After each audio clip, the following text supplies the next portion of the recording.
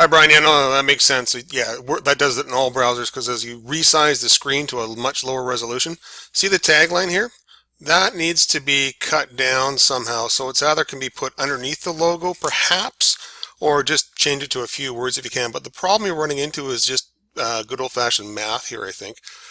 The end of your logo over to your end of your menu buttons. That's a maximum width of about 1200 pixels. But when you're building your logo and your tagline and your menu buttons, you just need to consider the maybe on like some lower resolutions like 1280. I'm trying to see, so we get down to about, let's see, how wide are we right there? Let's see what we can do here. I just want to see how wide that is. So yeah, you're about 1200 right there where it breaks down. So what we can do is probably, I'm going to get you to go to, nope, your bootstrap dots. Let me just see here. If I can get you, so there's the header, menu bar. Okay.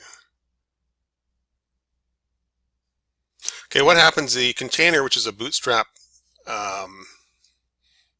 style, if you get below about 1170 pixels, it will drop the container width down to a certain width. So I'm going to get you to try this out. Could you go into your bootstrap.css, go to about line 742, and you're going to find container width of 970. As a matter of fact, let me just view source. I'm going to go and open up bootstrap.css and show you right in here. And we do control F dot container. Okay, you see where it says right here, min width of 1200. So up to 1200 pixels, it's going to be 1170 at the max.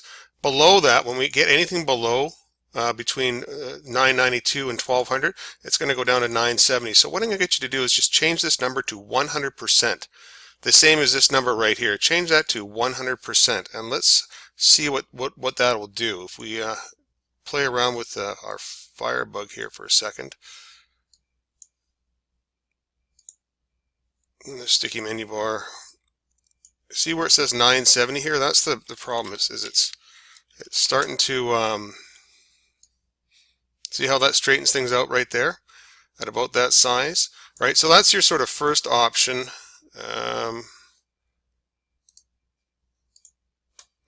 I would try that in your bootstrap.css. I'm just seeing if there's any margin or padding we can sort of play around with here, right? Because there's a little bit of information here in the tagline that's sort of bunching things up. So that gives you a little bit more room. So you should be able to squeak down, you know, a fair bit more there. And that would be, yep, 1100 pixels. Yeah, so it saves that there saves quite a bit of room right there.